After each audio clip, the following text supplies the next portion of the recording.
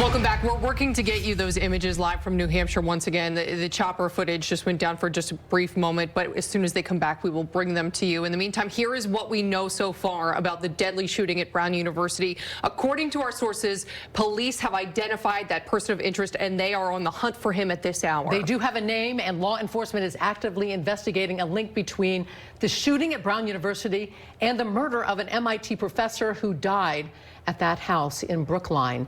Dan Janig and Brian Crandall are standing by at Providence Police Headquarters, and this is all centered now in Salem, New Hampshire.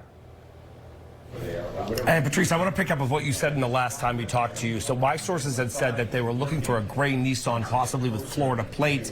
And as you pointed out with your sharp eye there appeared to be a darker gray Nissan around the storage unit in Salem, New Hampshire. Again, late today, Brian and I have been kind of breaking big developments. First they knew they figured out the identity. And this all happened in the last 24 hours because yesterday at this time they had no big leads that they told us. We learned the identity. We learned it might be connected to MIT's, the murder of that professor. And we learned that there was some kind of a overdue rental car involved that kind of placed everything together. Again, that's what we know from our sources. We're waiting for a news conference. You know, and now, if you pick the time of the news conference, I'll buy you dinner. What do you think? I'm thinking maybe. I think they're waiting to see what happens in New Hampshire. Yeah, I think they're watching those live pictures like we are. Right, and they've gone from the identity of a person of interest, the suspect, to now apparently finding that person in New Hampshire. Providence police officers, as we've been talking about, are on that scene along with FBI agents. That's what we've been seeing in that video from New Hampshire. But it's been going on for a little while now. And so I think, as you said, the authorities who are in the building here, the governor's been here for a while, the president of Brown University, we're inside the Providence Public Safety Building. Colonel Perez is here, I believe. I'm assuming Brett Smiley's here. So you would think they're waiting for a word. They want something definitive to tell They're probably, honestly, they are probably watching the feed from the police helicopter that's up there to see what's happened. I want to bring Brian in and report this. And Brian and I get a lot of information from sources, or my phone's going off the hook. But we want to be responsible with what we report, because that's key here. I've been to a lot of standoffs. I've been to a lot of, I was in Watertown when the Boston Marathon bombing ended. I was in Maine with the Lewiston. You've been too. The behavior of the officers in Salem, New Hampshire right now, they look armed, but a little relaxed. And you have to, when I say relaxed, like, there just seems to be an intuition. This is just putting it out there. You wonder if the threat has been quelled, as they say, whether they did it or perhaps the suspect may have done it himself. Again, we have no information. No information at that at all. I'm just, based on years of experience from the two of us, it doesn't look like when I've been on the scene of they're searching, like Providence the other night. Right. And this looks like they have a specific contained area. Yeah. So the question is what's happening in Salem, New Hampshire, and that's where all eyes are. Our colleague Lena Folk is on her way there, and as soon as she gets her boots on the ground, she will be bringing us live coverage too. I'm told, and Patrice and Emily, you can confirm it. We're going past 7:30. We're going to stay on the air through this. Is that correct? That's correct. Yeah. Okay. And I just have a question. Let's retrace things for people. Brown University, we had the mass shooting there, and then a couple of days later in Brookline, Massachusetts, a professor at MIT was murdered. And now we go just farther north, and now it lands in Salem, New Hampshire, where we saw police and tactical unit, and we know Providence police are there, searching for somebody in that building. We saw a great big door of a storage unit, the extra space storage unit building, and we had the window, we had the big door open.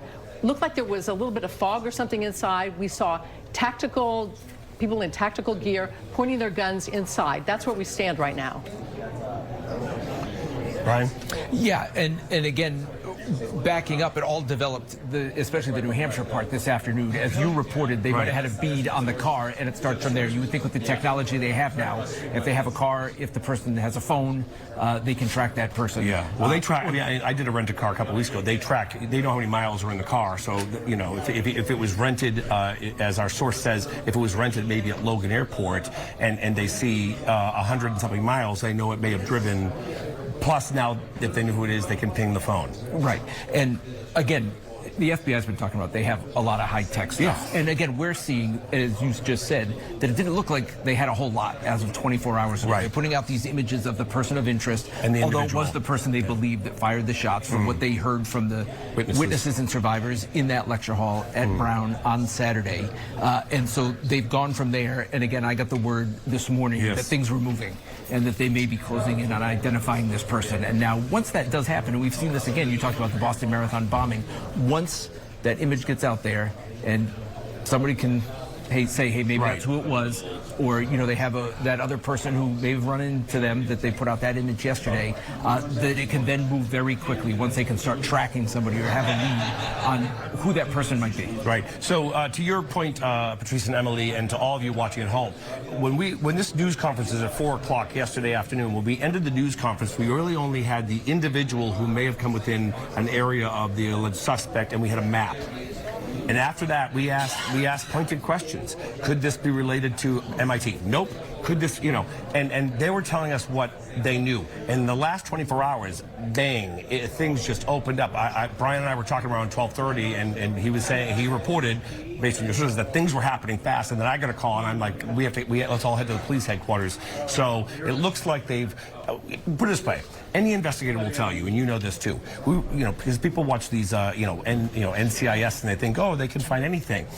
They couldn't ping his phone unless they had an identity.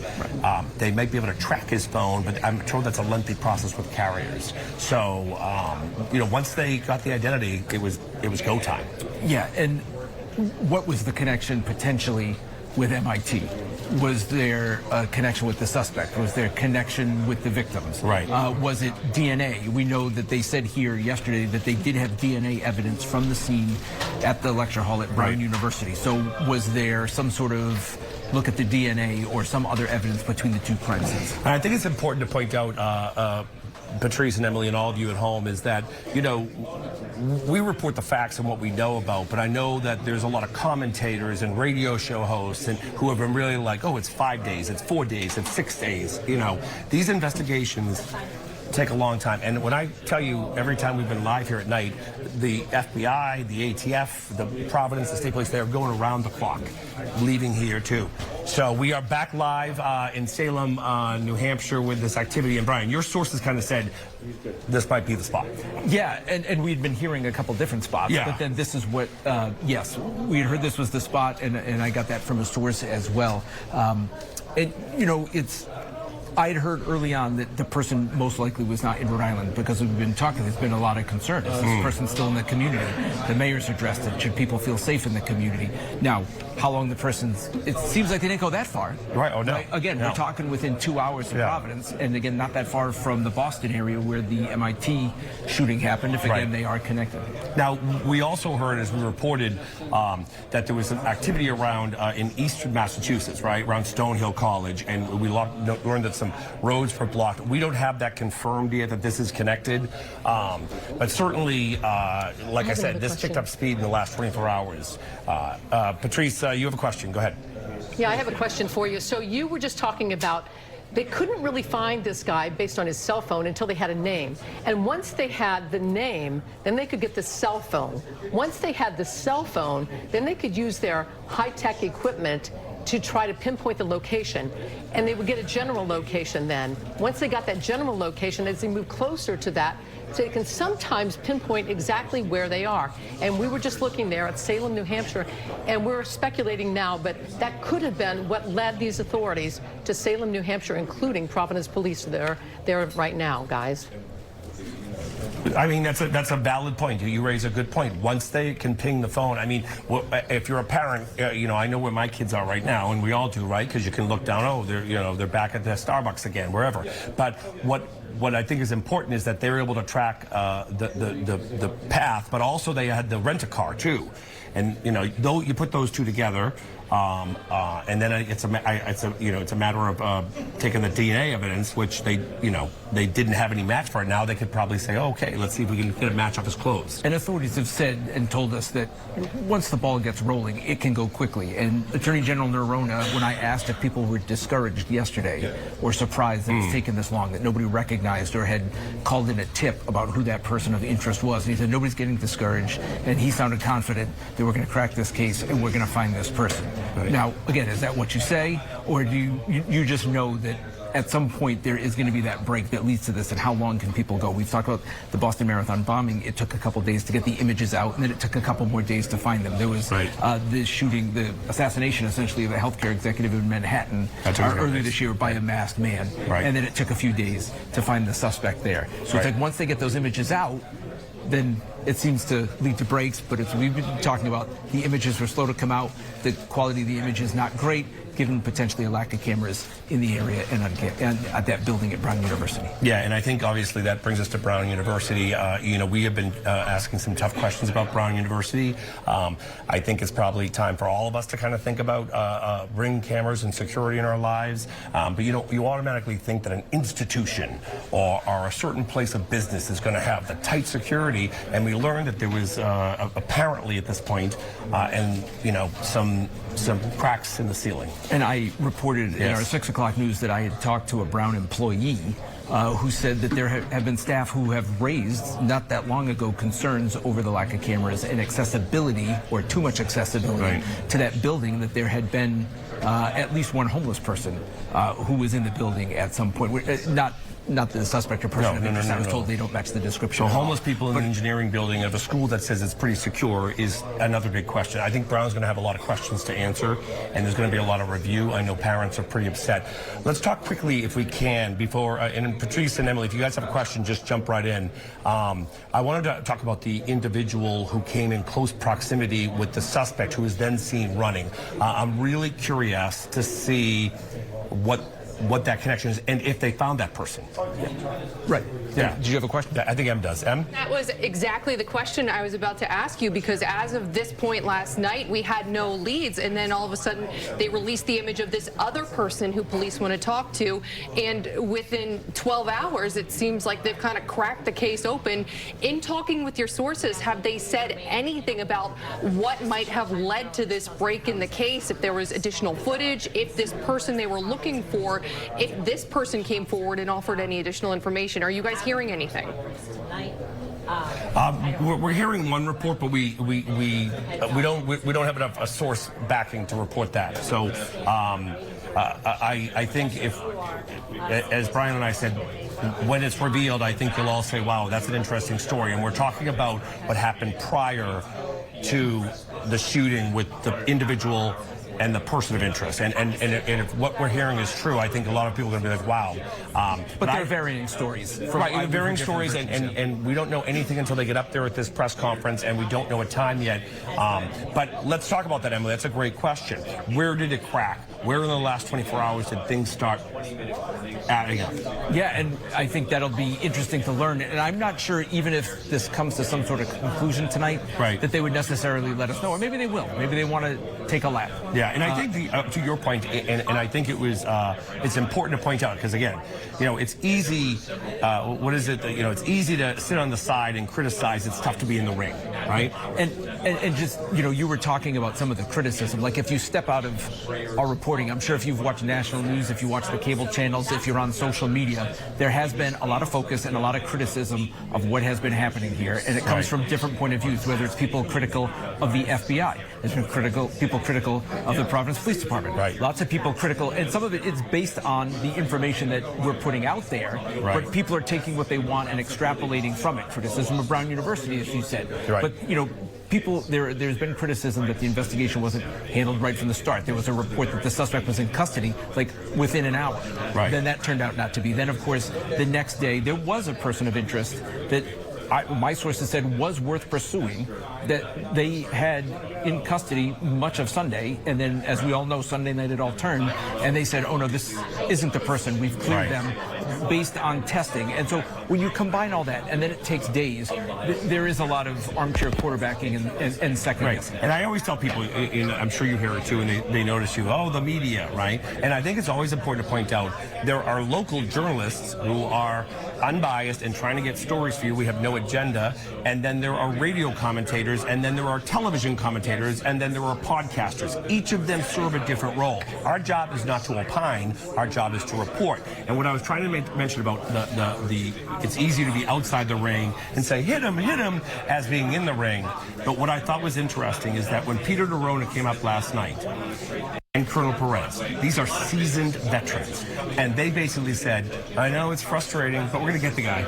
And I think there, at least in the room here, there's some kind of sense of reassurance, right? You know, because, like I said, we watch Netflix shows and everything's solved in a little bit. This isn't an 8-season episode. This is real life. And I think Peter Neronha and Colonel Perez, to his credit, they were dedicated. You knew they were not going to sleep until they got this guy. Well, and you do hear stories of, you know, as we've been covering this, people bring up other shootings where multiple people were killed and they still haven't found the suspects, because people looked at this and said, how does somebody who shoot that many people, we're talking, you know, 11 people, just walk out of the building? Yeah. You know, as police are rushing there, just able to get out and then apparently not get detected on most of the cameras, or at least not a good view for that amount of time. So yes, open to criticism, but the authorities here are basically made it seem like this happens, but maybe that's can I say it hasn't been a week, right? And this is a complicated case. So, Patrice and back to you guys. You know, we're kind of dealing with our sources. So, if you guys have a question that may be more representative of our viewers, ask it, and we'll do our best to answer it. Okay, we want to take some pictures too. We've been talking about this for a while. We've been watching some live pictures from Salem, New Hampshire. We've been watching lots of police on the scene. These are chopper pictures from a news source. We've seen them in tactical gear. This is an extra space storage building. It's next to a collision center in Salem, New Hampshire. Now, this is about an hour and a half from Providence. So we've got Providence, Rhode Island, where Brown University is, and then halfway up there is Brookline, Massachusetts, where an MIT professor was murdered 2 days after the mass killing at Brown University. And now this is Salem, New Hampshire. It's unclear right now how this scene is related to Brown University, the shooting, or the MIT shooting, but we do know that they are connected. Now we can see there the police in tactical gear, and we know that Providence police are on the scene. Sources told our own Brian Crandall about that, and we'll keep you updated on that. Yeah, I'm looking at we have the images in a larger screen over here, which is why I'm looking behind you, and we have seen them focused. We talked a lot about that gray Nissan that they had potentially been looking for, that was the rental car, but we've actually seen crews working on a number of different cars. It appears that they're collecting evidence at this point, is the only thing we can assume based on how many people are circling around some of these vehicles. And at one point when we first started to look at these images, it seemed a little bit more urgent, especially when we saw them. It looked like they had guns drawn in a storage unit, and they had some sort of like smoke bomb or something that had gone off in there. Now, as Dan mentioned, that urgency seems to be fading a little bit. It's unclear if they have someone in custody, if they found nothing in there. Obviously, still a very large police presence on scene. Again, as you take a live look at the extra storage facility in Salem, New Hampshire, we're getting a wider view now from our chopper that's been there on the scene for several minutes now. We've been looking at these images. And when they took a wider view of the city or town itself, there were police lights up and down the streets. This is a huge police presence in Salem, New Hampshire. Our own Leanna Falk and Scott Santos, our photographer, are headed there right now. They're working to get more information about what's going on in that town. But we do have confirmation that this is connected to the shooting at Brown University in the investigation. We know Providence police are there. We're hearing that Leanna and Scott should be there within a matter of minutes, which should get us more information about what's going on the ground. But right now, it doesn't seem like a hurried pace. You can see officers walking. There are a lot of officers, but we're not seeing what looks like a standoff with a suspect inside the building. Obviously, we could be wrong, but it doesn't look very frantic in these moments that we're watching here. In some of those pictures, you could see that the streets in that whole area are blocked off. We could also see some armored vehicles of some type, and it did look like some of those officers who are in tactical unit were standing behind those as protection. But again, these are live pictures from Salem, New Hampshire. We know that Providence police are on the scene there. We know that this is somehow related to the Brown University shooting and possibly the MIT murder of a MIT professor. Yeah, and it's been an interesting day here in the newsroom, to say the least. We heard the initial tips that they had identified a person, that there could be a warrant come in soon. That was around like 1 o'clock. We heard that the press conference, we might hear information before the press conference. The press conference was happening at 4. Obviously, we're coming up on the 8 o'clock hour and still no press conference, which leads us to believe that something big is happening in New Hampshire, where we're seeing this heavy police presence. And we know that the police have been reaching out to people in the community saying, check your cameras, check your doorbell cameras to see if you have any videos. We don't know if a tip came from them.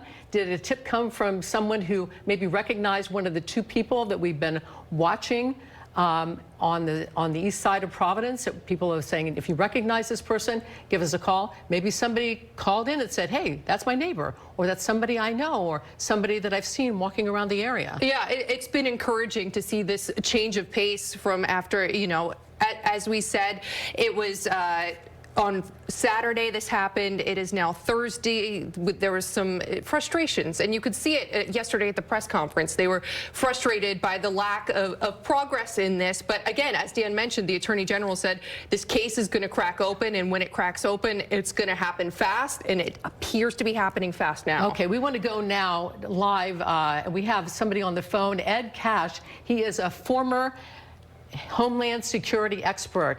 Ed, tell us what you see here. What's your summation of this? Well, all of the intelligence and pieces came together here, and then they patched the 2 Brown and MIT cases together, and they identified a person. Right now, I'm sure they're knocking on his door, other places that he may be. They want to take this person into custody, take him safely, is to not have any confrontation, and go from there. So. And Ed, I'm curious, you know, for all of us at home who are watching this and kind of frustrated the last few days because all you see is the back of a guy or a grainy face shot from so far away, how do you go from these unclear images to all of a sudden they're hot on the tail of a vehicle at an extra storage facility in Salem, New Hampshire? Is it typical for these scenes to kind of crack open quickly like this? Yeah, and we don't know in New Hampshire right now. I haven't seen it in the past half hour if that is just a separate case or tied to this case. Right now, the Fusion Center, say the New England Fusion Center, all intelligence analysts are in one room in the region, just trying to, I just got a call from over here, I just got a call from here, what is valuable, and slowly putting a net around this person. I hate to give this shooter credit, but he was smart. He didn't make many mistakes, but he'll eventually make a mistake. And now he has made one, and now the net around this person is slowly tightening. What do you think about, when you see some of that video, what do you think is going on there? Which video are we talking about? I'm sorry. The video from Salem, New Hampshire. We have video from Salem, New Hampshire, where we see people in tactical gear. They are at an extra space storage unit, and they're standing outside with their guns drawn. They have a door open, and they seem to be pointing their guns inside that building. My guess is the suspect had this may be his storage closet, and they're looking for did he store weapons here or any other clues, or would he be there himself? Is this a potential place that he is tied to? If he worked at a restaurant, had a girlfriend in Maine and New Hampshire, so all of these right now they're looking for him. Hopefully he makes a mistake and his transponder goes off at a toll, or he has to get gas, or any one of those things to try to, the tips and the clues are still coming in, but what is real and what is just someone that they thought they saw something. And I'm curious too, you know, everything we've seen, all the criticism that we've heard, there were no cameras in the area for so many days. We had so few images of this person. Does that tell you that a lot of planning went into this crime, just based on the evidence you've seen so far? How long do you suspect that the shooter was planning this? Well, now we're looking at 2 shootings, you know, Brown and MIT. Was there a third? Is there a third, God forbid, being planned right now? So yes, this was perfectly executed. I hope in Brown University versus Brookline, which is a rural area where something out of the ordinary could easily trigger, hopefully, a license plate, a vehicle. So very different places where Providence is very busy, Brookline's very not as busy, where they can get the clues from different residents now, and they're repeating what they did at your university, looking at ring cameras in the area and anyone else that would see something and trying to piece that together now as well. And now we're talking about crossing state lines. Before we were here at Brown University, now up to Brookline, Massachusetts, and then farther north into Salem, New Hampshire. What do you make of that? Well, yeah, do the feds come in and now take over? The FBI has Joint Terrorism Task Force in Rhode Island, Boston, but then some that are in the New England region that work together on drug cases or cyber fraud. So, again, they all know each other, and it's just a different crime that I think they now, they're not all meeting each other for the first time. And this is not the first time Providence has worked with Boston, who's worked with Salem. These guys all train together, and they work together in situations like this, similar to the Boston Marathon. Multiple people from different states who are in Watertown helping with tactical operations or intelligence operations, you know. Okay, very good. Thank you so much. Stand by. We may come back to you. Ed Cash, he is a former Homeland Security expert. We want to go back out to the Providence Police headquarters where Dan and Brian are standing by. What's the latest out there? Seeing any action at all? We don't have any action in this room except for the army of media from across the country that are doing just what we are and waiting for them to come to a conclusion of when we'll have a news conference. As Brian and I have pointed out, you know, they're all upstairs. The police chief, the mayor, we believe, the governor, and likely they're around a table and they are watching the live feeds out of Salem like you are at home right now. And unless they know there's an all clear and either they have the suspect in custody or that they confirm that perhaps the suspect is not alive. We don't know that. That's not confirmed, but that's where we're in the holding pattern right now. Then they're going to confirm everything, and they're going to make sure that when they deliver a press conference that it's strong. Because remember, the first question from some people was like, this is the second time you brought someone, a third time, right? Third time you brought somebody into custody, or and how do you know it's the right person? It looks like they may have more of a DNA concrete evidence here. But this is going to be one news conference, how they tie this all together. Right, and just to be clear, throughout this whole thing, you know, we've been reporting information based on sources, but between the news conferences, they don't really confirm anything. No. The Providence Police, and I think part of that is because they especially wanted to be careful after, as you said, that first person of interest was taken into custody over the weekend and then let go, and that person's name was leaked out to some national outlets. So I think the local authorities especially are being very careful about what they do and do not say. But as Dan said, you know, they've been here now for a few hours. The regular daily schedule for these press conferences, it was 5. Then yesterday they moved it to 4. The assumption was, unless there's news, it's 4 o'clock. And then we heard this afternoon, you know, it wasn't happening. We knew there was major developments at that point. Yeah, we kind of do. And so we're in a holding pattern, guys, but this is a good holding pattern, right? And, you know, you talk a little bit about the frustration, Emily and Patrice, and all of you at home. And, you know, we live in a moment where we want everything right away. And this police investigation, you know, we were looking at videos. This was a spider web. You had federal agents all over the place. There was like 400 police officers, 9 agencies together. So if they had, the video was important, but they were looking at other things as well. And then, like any investigation happens, within the last 24 hours, it all broke. And like I said, you want to count it. Was it 2 days? Is it 3 days? Is it 4 days? How about if it doesn't matter? It's been less than a week, and hopefully the East Side can have a sigh of relief, because I'll tell you, I was up there last night. I know you've been up there too. It was like a ghost town.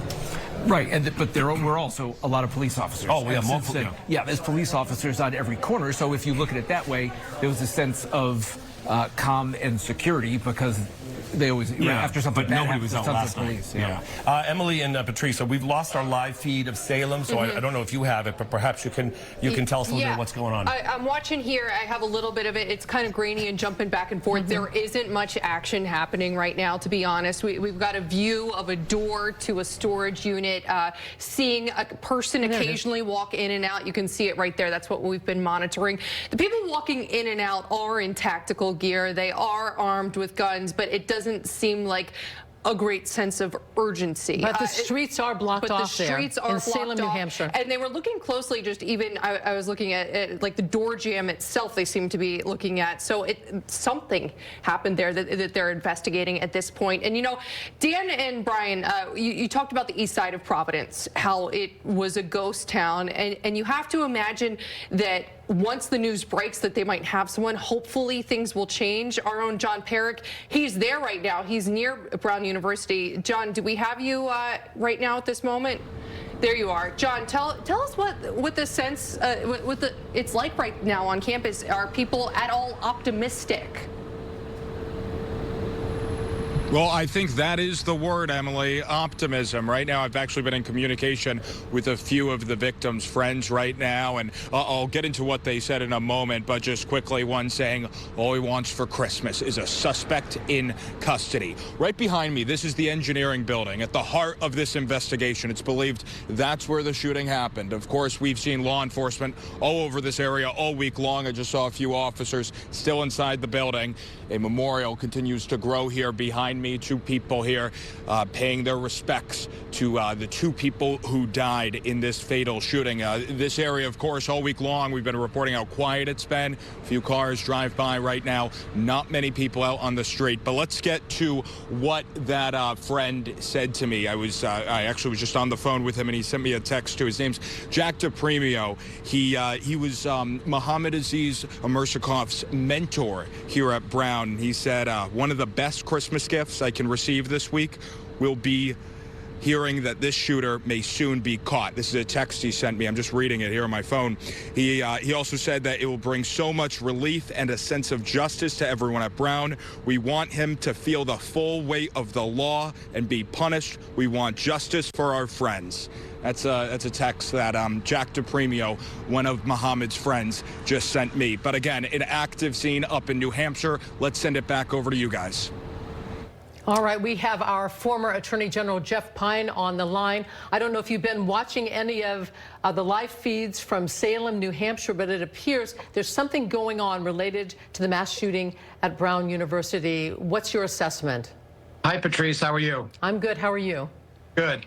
Yes, I have been following the coverage, and it appears that they've centered and focused on a storage facility. There's a large police presence. I'm guessing, without knowing, that they're trying to establish a plan of action because they may know in a general sense where this individual is, but a storage unit can get fairly complicated inside. They may not know a specific location for an individual. There obviously is a large police presence. This thing is moving in real time very quickly. They're not going to share a lot of information until they have something solid to report. But just the police presence and what is happening up in Salem tells me that they're closing in and trying to establish an exact location for somebody. And Jeff, I want to ask you, we have the images at the storage facility right now. We just had them on the screen for you. But if we back it up a little bit to the day of the shooting, a lot has been made about the fact that there were certainly not enough cameras near where this shooting happened. As an attorney general, someone looking to prosecute the case, let's say this person is caught tonight. Does that make it more difficult to bring forward charges, the lack of cameras in the area where the shooting occurred? Not necessarily if they have forensic evidence, and if they're, keep in mind the MIT shooting, the professor of that was shot up in Massachusetts, that becomes a second crime scene where evidence can be developed from that crime scene and compared to what they have developed from Brown, so that this could very well be a case based on what video surveillance they do have, in addition to any forensic evidence, ballistic evidence, DNA evidence, and other eyewitness corroboration if it does come forward. So it's not an impossible case by any means to make, even though the investigation itself was hindered at the outset by the lack of cameras in the right places or down the streets that this person fled to.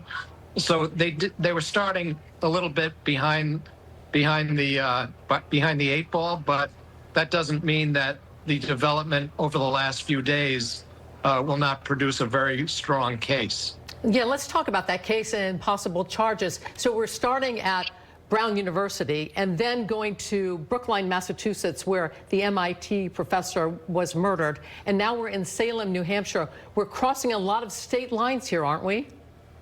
Yes, but each state would have their own jurisdiction. I don't know that there's any crime that's being committed in New Hampshire.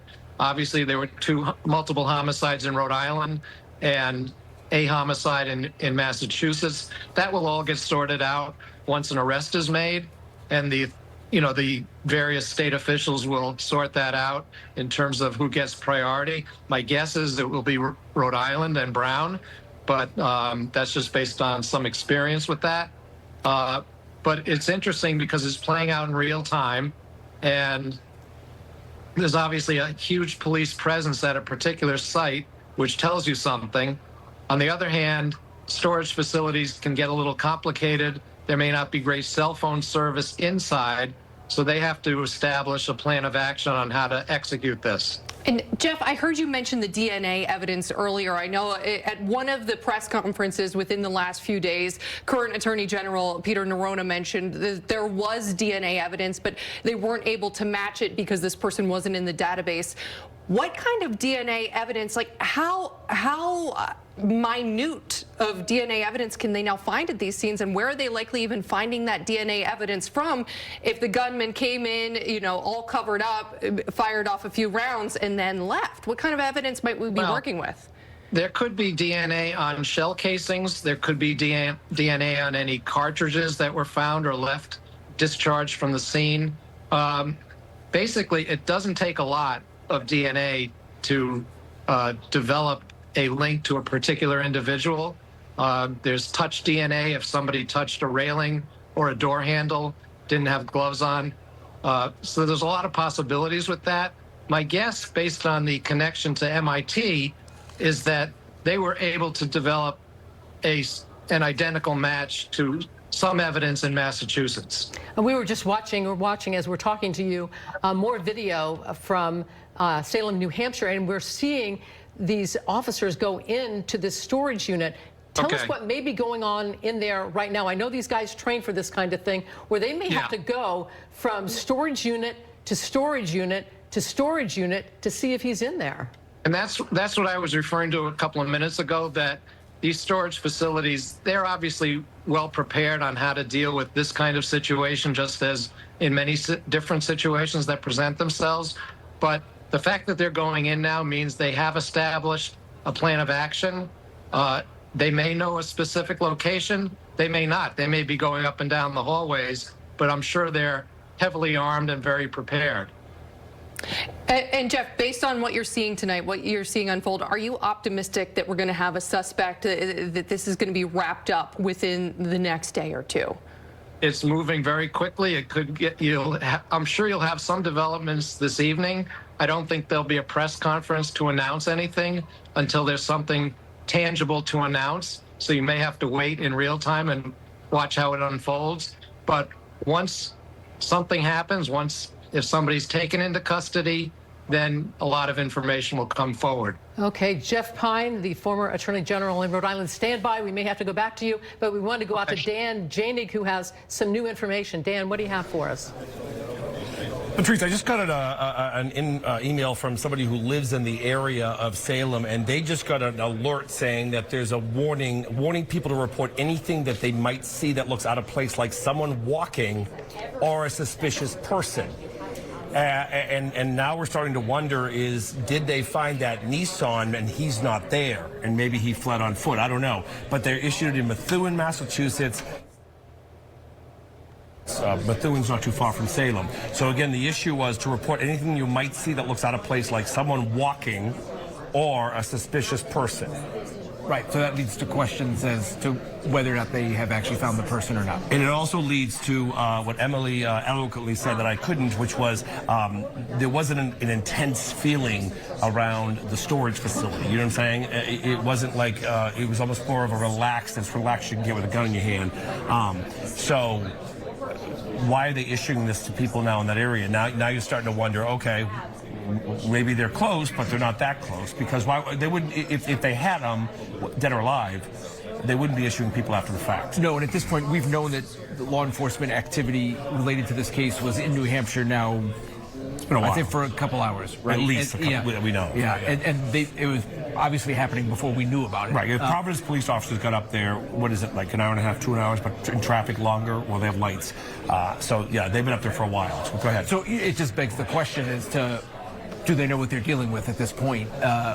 And have they made any contact with anybody, or as your alert, that the person you know there suggests that they're leaving all options open? That's right. Do we, Patrice, and do we still have those live pictures up from Salem?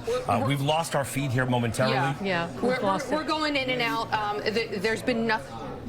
Report. They're up now. Yeah, we keep looking at this door, which we do see people going in and out of, though we're not everyone is in tactical gear now going in and out of, and they are at a somewhat relaxed pace when they are going in and out. There's really not a sense of urgency right now. That's right. Thank you, Patrice. Urgency. That's the word I was trying to find. You know, and to just jump on Jeff Pine's statements, when you're trying to look for a suspect in a storage facility, you know, it's like finding a child who's lost in a corn maze. It is not easy, right?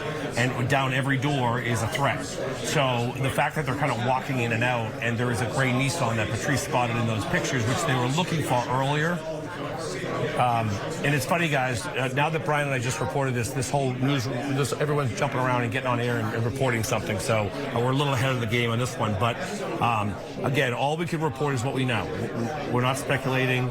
We want to be responsible. But again, somebody in the area said they received an alert from the community saying to be on alert and to look for somebody suspicious who may be walking or maybe suspicious. What are your thoughts?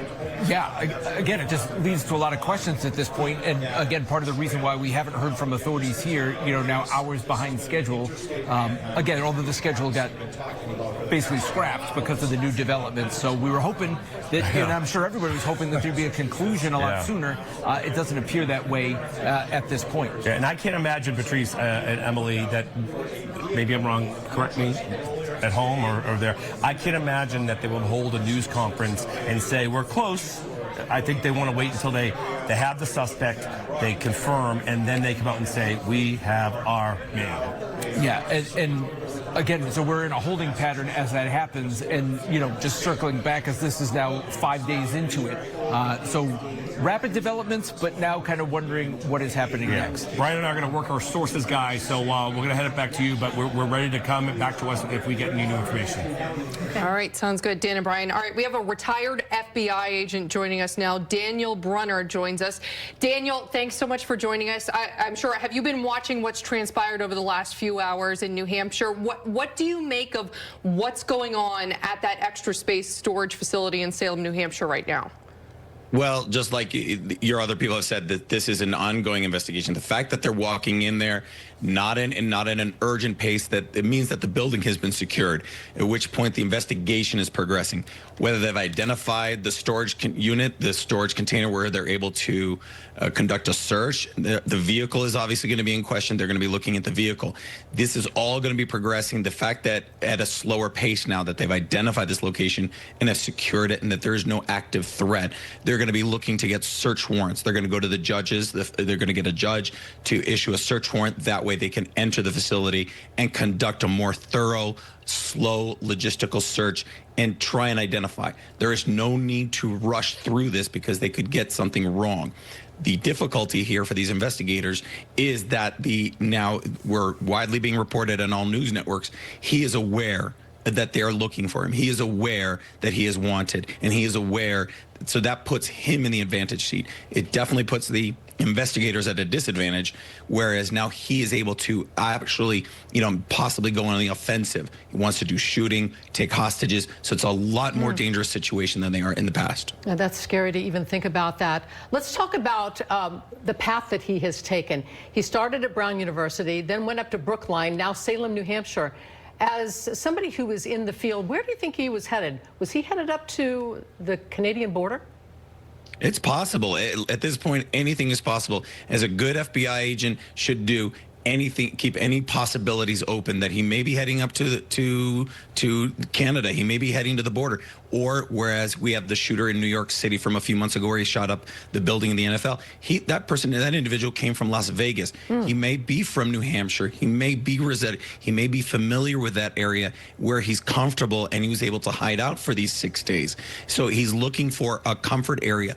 That's why I believe that this is a targeted shooting. Whether the MIT professor is connected, obviously the investigation will determine that. But I believe the Brown University shooting was a targeted. He had a specific reason to be there. So having the knowledge that this individual is probably from the area is a good indicator that he may be residing. He may be in the area up there in New Hampshire. That is a clue. But most importantly, investigators can't get tunnel vision. They have to look at all the possibilities. This could be a false flag. He could have put a vehicle up there to send off the investigators, and he's heading south. So anything is possible. That's really interesting. And you said something a little bit unnerving, too, where you said he could be going on the offensive now because he has this information that investigators are on his trail. So if you're seeing these images and you live in Salem, New Hampshire, you have family in the area, should you be kind of not sheltering in place, but kind of maybe locking the doors and staying guard and watching this unfold from your living room? Absolutely. I believe the people that best know their neighborhoods are the people that live there. Obviously, they know who lives across the street. So taking a look out the window, don't go out patrolling yourself. Leave that to law enforcement. If anything, you're putting yourself into danger, because if you were to happenly confront this individual, they may end up hurting you. Or if law enforcement sees you acting suspiciously, they'll end up confronting you. So it's just easier. Take a look out your window. If you see an individual that just doesn't fit in your neighborhood, call local law enforcement, call the police department, let them talk, let them look it over, let them deal with the situation. If it's nothing, then great, that person goes on their way. But let them, that's the best way to, exponentially add the number of eyes to this investigation. Just look out your window. If something doesn't seem right, call 911, let the locals know. Our own local Attorney General, Peter Neronha, said the other day that once this starts unfolding, it's going to unfold fast. And it seemed to happen once we got the person's name. They got the person's name, and then maybe they were able to find the cell phone. How would the FBI take that information then and be able to track this guy? Well, a cell phone number is like your fingerprint. They able to identify who the carrier is, and they'll go to the carrier with an exigent circumstance. Normally, under a federal investigation, it takes time, a grand jury subpoena. But now, since this is a danger to the community, they can file what's our exigent circumstances. They'll go to the judge and authorize Verizon, T-Mobile, whichever carrier it is, to provide access to that number. So whether that individual is using their phone and it's pinging off the cell towers, they would be able to know when that cell phone is identified, and they'll be able to get the region of what cell tower. If this individual is utilizing counter surveillance measures, such as not being on the cellular service and only using Wi-Fi, then that's different. So then you're talking to the computer in the phone and the IP address. So then you would be able to find out relatively what location that individual was. So if you're on your phone, I hook up to a Wi-Fi at a Starbucks or a local coffee shop, that is a fingerprint to that Starbucks. So law enforcement would know, okay, the individual now is using the Wi-Fi at this local coffee shop. They would be able to triangulate and move in. That makes it a lot more difficult, but each one of these clues provides an opening to getting in front of this individual. Yes, this is a dangerous situation that we have right now. Law enforcement definitely has to use caution in approaching this individual, because he now knows that the law enforcement is onto him, they've identified him, and they know he's armed and dangerous. Based on what you're seeing here, obviously a heavy police presence in Salem, New Hampshire, but we were also receiving reports earlier in the day in southeastern Massachusetts, northern Bristol County, there was a heavy police presence. We received tips that there was a heavy police presence in Rhode Island earlier. How many of these active full-scale investigations are going on? It's not just here in Salem, New Hampshire, right? No, this is a major case in situation. The FBI is very well trained at these. We prepare for these. We worked at these, crisis management, and the FBI Boston division. I guarantee you they have what's a crisis command center. So that crisis command center has every entity and everybody in the FBI division of Boston, and I'm sure Albany is ready to render assistance. New Haven is ready to render assistance, and they bring individuals, victim specialists, other investigators. The Massachusetts obviously has countless number of special agents who are all diverting to be there for it. It doesn't matter what hour, day or night. If there's a lead, it gets run out right then and there. If they find something that's connected to New Jersey, they'll contact FBI Newark in New Jersey, and they will run it out immediately. It doesn't wait till the morning. They run it out right then and there. So there is multiple aspects to the investigation. The manhunt is just one of them. There still are countless number of FBI agents who are collecting evidence at the scene. It's down at Quantico, cellular devices. This is a multifaceted, multi-angular investigation to not only collect the evidence against him, but obviously capture him. Who do you think's in charge right now? What agency do you think is in charge? Because you've got all of these different agencies, the ATF, the FBI, the local police, the marshals, they're all converging on this area. So who's in charge? So normally during a crisis command situation, you have an incident command center, an ICS. Whatever agency has the best position to be oversight on that, knowing the community, knowing the area, and not to mention legalese. So if an individual was murdered, then the local jurisdiction, Providence Police Department, would be running that investigation. So they'll be in charge. The FBI will be rendering assistance, but at the same time, they're running a parallel investigation in case there's an individual, this individual has violated federal crimes. So they will be able to be collecting the evidence in support of a federal investigation. But if federal charges aren't warranted, the United States Attorney's Office and the Department of Justice don't see federal charges, they can pass on all that evidence that they collected and processed over to the locals so that the best possible scenario, the best possible outcome on the court systems will be rendered against this individual. So there are multiple investigations, state and federal, are going parallel to one another. And based on what you're seeing tonight, you know, we're all anxious here for some resolution. We all want to see a suspect in custody, and we keep drawing comparisons to what happened after the Boston Marathon bombing, what happened in Watertown once there was that large police presence. Given what you're seeing tonight, are you optimistic that this timeline is going to speed up and we should have a suspect in custody soon? I think absolutely. I think that your state DA was absolutely correct. I think once one domino starts to fall, once they've identified possible cell phone or possible identity, everything else just comes down, because not only are they identified him, they're able to go start talking to neighbors, coworkers, and getting more of an idea of where this person's mindset. That interview with one coworker may reveal a storage unit. Oh, he always used to say he used to go to the storage unit. Boom, there goes another lead. Or he always used to go to this, coffee shop. Boom, another lead. So yes, they are going to come exponentially fast at this time. And not to mention, this is going to put immense pressure on him, on the suspect, now that they know they've identified him. So at this point right now, it's just him making a mistake. He's going to make a mistake. He's going to trip up. He's going to be cold, hungry. He'll lower his mask, just like Luigi Mangione did. A mistake is going to happen, and where we'll be able to track him. If he's dumped his cell phone, that's where it's dangerous right now, because he knows now he may be changing everything he has. He may be dropping his cell phone, dropping his clothes. That's why it's unfortunate that this information has come out, not at a press conference, but via leaks. That's the unfortunate part, because the investigator was at the advantage up until this time, and they're still at the advantage because they're pushing, getting more leads, and more people will be coming in with information now.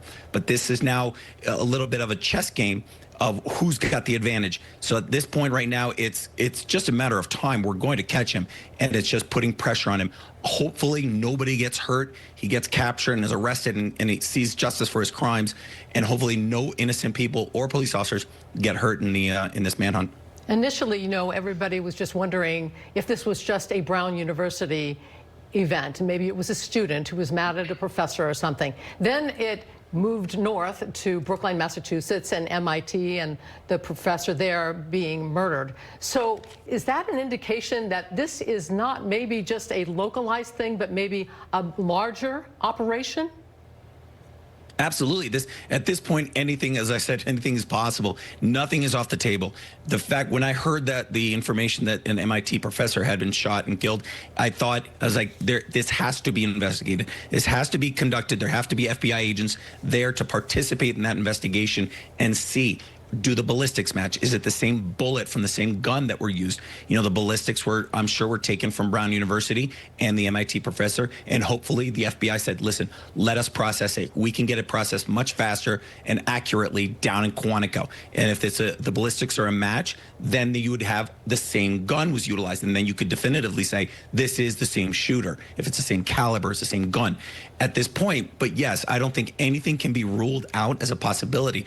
I think back to Ted Kaczynski, the Unabomber. He had against Harvard University, he had against professors in higher learning. So this may be an indicator as to this individual's motive. Did he have a problem with Brown University? Did he have a problem with MIT? Let's look at that MIT professor. Did the MIT professor have a history at Brown University? Was that professor maybe connected to the two individual that were in that classroom? Everything needs to be looked at.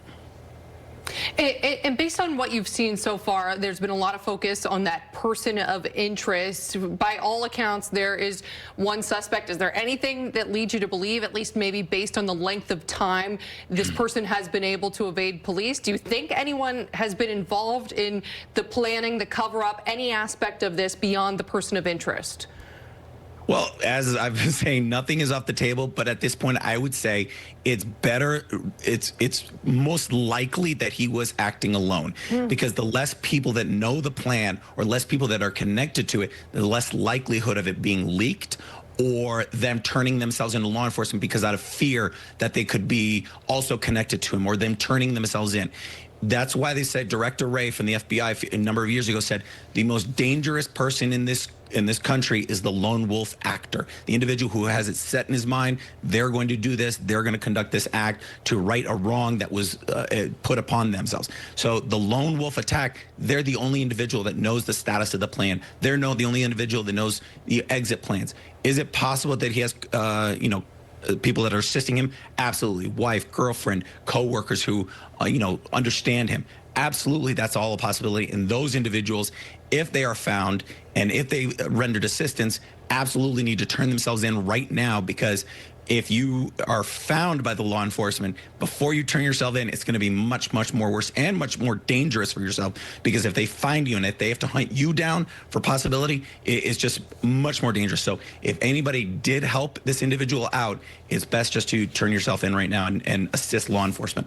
Okay, Mr. Brenner, we are looking at live pictures from Salem, New Hampshire, and we can see that the roads are blocked off there. Again, we know that authorities are on the scene from Providence, and we do believe this is connected to the mass killing at Brown University. What do you think is going on the streets there in Salem, New Hampshire? This just looks like Salem police blocking off a road. At this point, they have to obviously want to secure the scene. They don't want to have anybody that's, a threat to the community, a threat to them, to them, making sure that what is being contained, whatever they are containing, if it's the suspect, if it's, more evidence, they want to contain the scene, lock it off to vehicular traffic, make sure that he or she doesn't have reinforcements coming in. Retired FBI agent Daniel Brunner, thank you so much for your insight. You've been a wealth of information. We really appreciate it. Definitely. Thank you. All right, we want pleasure. to switch gears now and go back to Dan Janig. We're hearing he has some new information for us. He's live once again at Providence Police Headquarters. Dan, what are you hearing? Emily, Patrice, and everyone home, I'm here with my colleague Brian Crandall from the I-Team. What we're hearing is not a blockbuster, but what we are hearing now is that we're seeing more communities in and around Salem warning residents to be on the lookout for a suspicious person who may be walking in the area. Now, if some of you are familiar with Salem, Massachusetts, this storage facility is located close to the Tuscan Village. And I know you said that you were up there for the primary. Yeah, a couple of years ago. So it's a nice area. Yeah, it's the Tuscan Grill. I think they have one in Boston. High-end restaurants, high-end shops, condos. Basically a maze that would be a perfect place for someone to go hide right now. It's not very, very close to it, but it's right in the vicinity. So if you know, it's right off the highway. When I go up to New Hampshire, I always stop and go to McKinley's Meat Market. So it's right off there, and then you get right back on.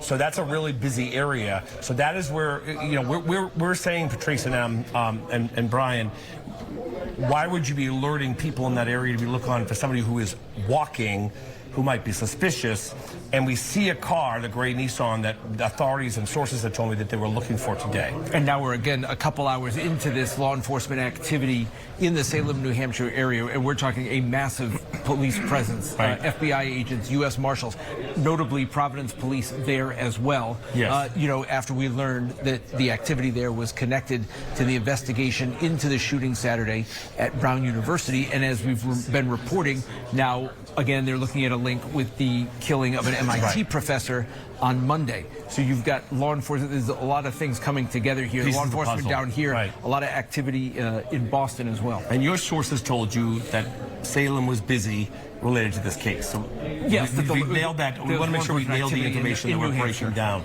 too. You know, one of the authorities that I talked to a short while ago, as this unfolds in Salem, and you see some live pictures, our crews are just getting there. There's a lot of frustration from some of the investigators about the lack of cameras in Brown. And I know I've been hammering that all week, but as one investigator told me, we would not have been here. You know, and if there were cameras and the suspect was captured quicker, and if he's related to the shooting of the MIT professor, you know. So I know the Brown University president is here, but there was a lot of frustration by parents at Brown and now investigators that think they would have been so far ahead on this case if they just had installed cameras in that facility. And again, the gunman was wearing a mask. Right. So if there had been cameras in there, it might have just been a closer up image. And remember, the first ones we saw from the front of that person of interest was on Monday, I believe. Right. You're right. So we're talking 2 days after the shooting. So if there had been more cameras in that building, because we were talking about, you know, the Attorney General had said, well, this is an older building extension. They put on a newer addition to the engineering building at Brown, and they have more cameras. And of course, that's led to more questions. It's like, why couldn't you just put more cameras in the other buildings? And that is the question, too. And the other thing that somebody brought up to me today, who's connected with this, some of the, on a higher level of this investigation, has said,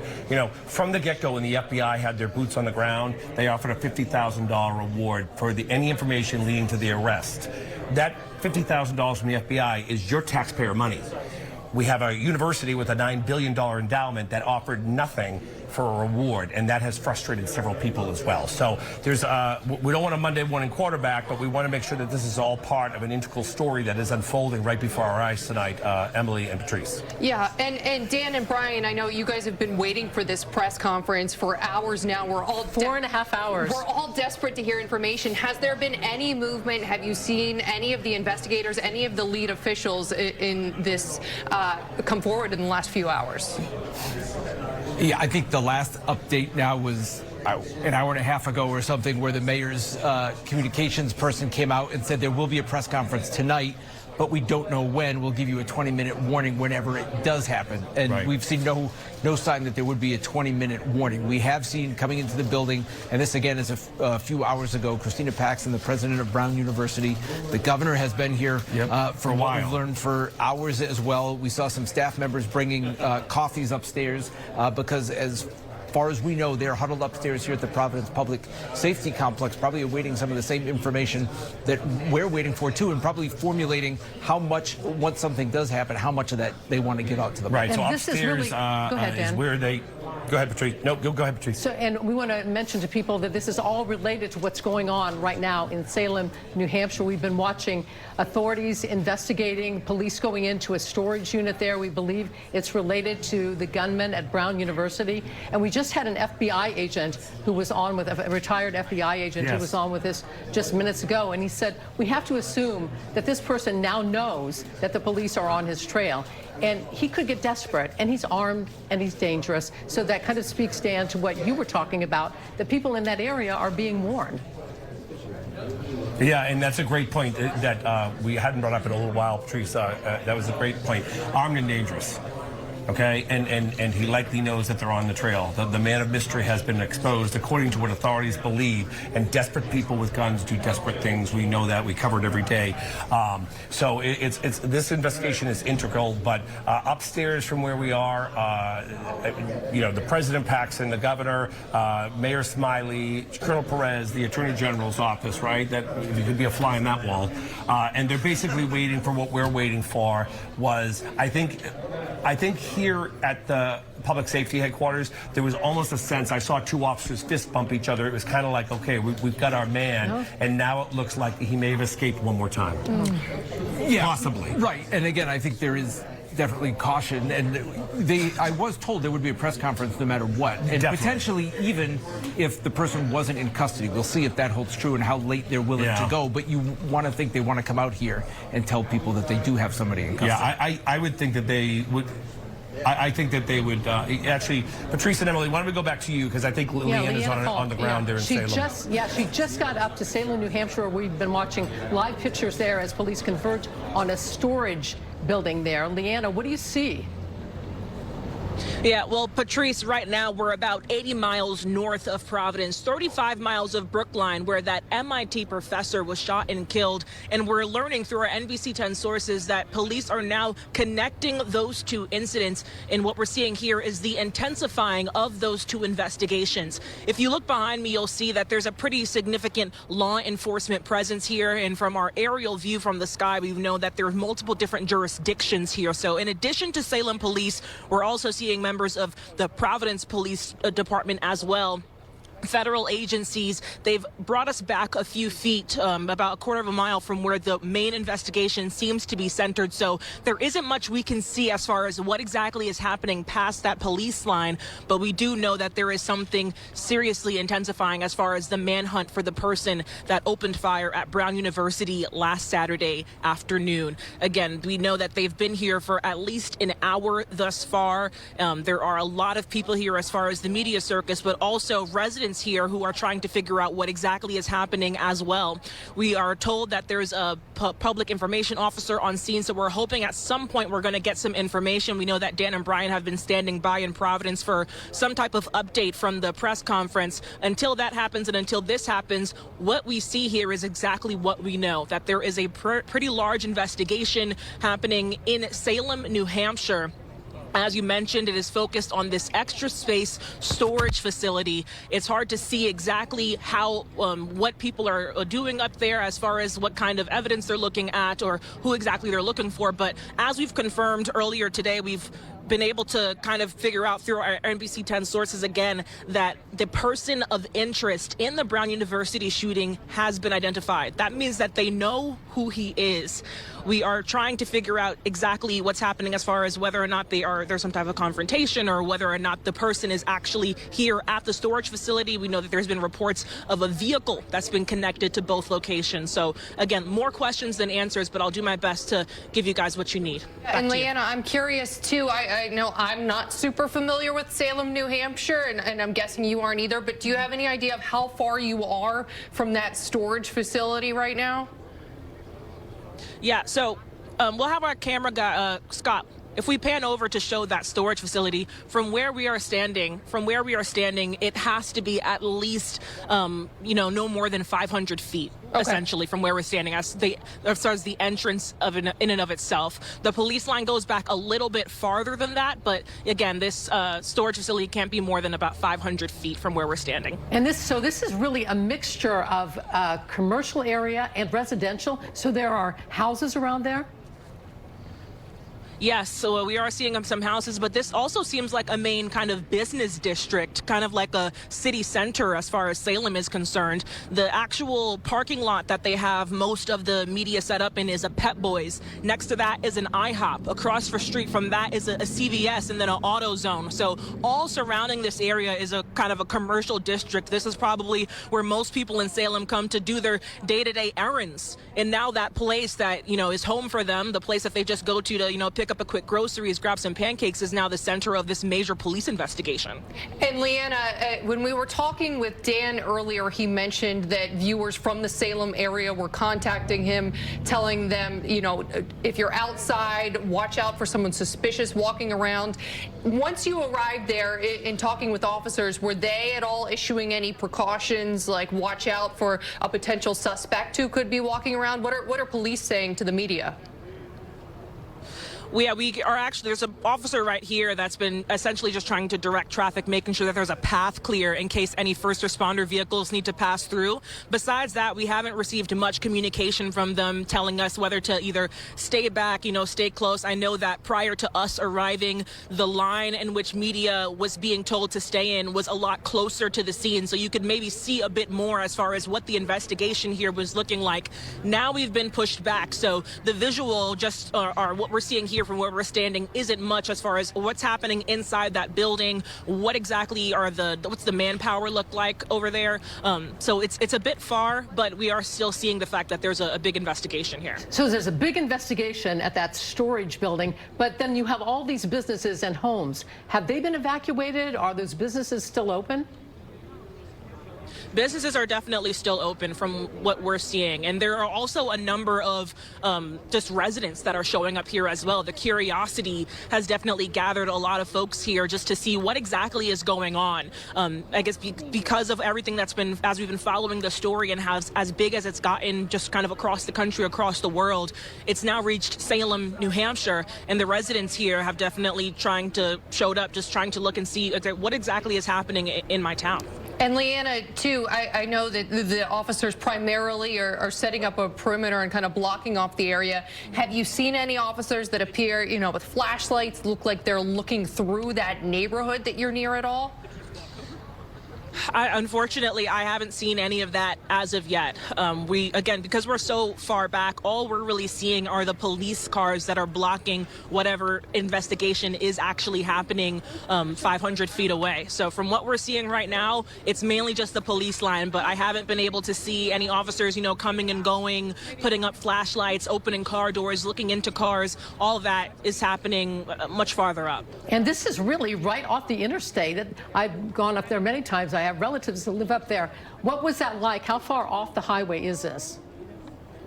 Extremely close. As soon as you get off the highway, you kind of turn onto this main road, and then from there you see the Pep Boys, you see this main city center. This essentially is the first greeting you get when you're entering Salem. So as soon as you get off the highway and you're entering the city, this is what you're seeing. You see all the businesses, and then you see all of the red and blue lights from the officers. All right, Leanna Falk on scene for us in Salem, New Hampshire. She's going to keep gathering new information and bring it to us live. We want to switch gears now. We want to turn to NBC 10's John Perrick. He is at Brown University tonight. And John, I know you've been speaking with students and friends of the victims all week long. What are you hearing right now at this hour? Emily, everyone is on the edge of their seat. All week long, there's one thing everyone's wanted, and it's an answer. Everyone's wanted a suspect in custody, and right now, at least after speaking with the victims' friends, they feel that we're close to that. Out here along Brook Street, here in Brown, behind me, that's the engineering building in question. Here along Brook, we've seen some students come here, put down flowers, light candles, pay their respects to those who lost their lives here in this tragedy. And we actually spoke with a few students a moment ago. We also spoke with a local business employee here that just came here to pay their respects as we now have this new development up in New Hampshire. So they're really feeling a sense of relief there. Well, certainly a sense of relief. Again, we can't emphasize it enough. There's no one around here that doesn't want this person in custody. And it's been a long week for so many around here. And right now, at least, especially talking to Jack DePremio, one of the friends of Mohammed Aziz Umersikoff, he told me that all he wants for Christmas is a suspect in custody. And let's just play a little video here that we've got. We just interviewed a few people that came to the memorial. Here's what they had to say about this new development. We were watching the news coming here, and that's just so amazing. You hear about what's happening in Salem. What's your reaction? Well, I'm definitely very excited to see any progress made on that, because after so many days, we're still living in this fear and uncertainty, and if anything, that could just help with this progress, and hopefully it's not another false positive that we've had twice before. That makes me feel good because we have been as neighbors. We have our office in Providence, so we have been very nervous about the whole situation. We leave our office and run to our car. And if you're just joining our coverage right now, I'm going to read a text here that we read earlier in this coverage. But this is between, it's text conversation I've had with one of Muhammad's friends, Jack DePremio, about these new developments. He says, one of the best Christmas gifts I can receive this week will be hearing that this shooter may soon be caught. It will bring so much relief and a sense of justice to everyone at Brown. That is a sentiment that so many feel. Again, everyone here on campus, on the east side of Providence, and throughout our area on the edge of their seat, glued to the TV right now as we have these new developments coming in from New Hampshire, guys. Exactly. NBC 10's John Perrick at Brown University. And, you know, one of the things that one of the neighbors he spoke with said is they're running to their cars. There's still such fear in the neighborhood, and how huge this would be for the entire east side and the greater Rhode Island community. And, of course, Massachusetts, too, if this is linked, if someone is brought to justice this evening. We are now 4.5 hours past the time that we were expecting to have a news conference. We are expecting still to have a news conference now with authorities, but we believe that they are waiting until possibly they have somebody in custody before they come out. We know they're all in the public safety building in downtown Providence, but we are waiting now to see if anything comes out of this incident that's been going on for the last couple of hours in Salem, New Hampshire, where they had a storage unit that was surrounded, and they have people in tactical unit pointing their guns, possibly a car related to it, but still no suspect. And we've been talking to a lot of folks in law enforcement. We had our former Attorney General, Jeff Pine, as well, join us just a brief while ago. And he kind of gave us his assessment of what's going on and then what happens as they try to bring the suspect to justice. Take a listen.